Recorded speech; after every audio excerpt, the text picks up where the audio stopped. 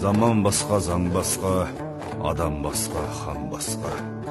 Астанаға айналды Нұрсұлтандай марғасқа, Қасым-Жомарт жайланды алтын тақ тиіп жамбасқа.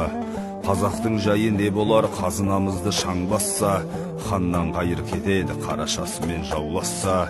Татымайды бар байлық көп балалы ананың көзінен аққан қан жасқа. Мен қазақ деген батыр ел, дүниенің жарымын жаулап едім әу баста. Осы қалған жерімді бүгін қам жасау керек қой, ертең жоғалтып алмасқа. Орыспен доспын дегенмен кедендік одақ дегені кеңесті еске салмас па? Бірігу керек біздерге 4 миллион қазақты қырған жар астында жау жатса. Қытаймен доспын дегенмен көрсетпей жатыр не қорлық 3 миллион қандасқа. Елімнің жайы не болар, 55 сауыт салам деп 500 мың Қытай таудасса. Абайла қазақ баласы, Айдаһармен дос болсаң бір күні жұта салмас па? Аюменен дос болсаң жеп қояды қарны ашса.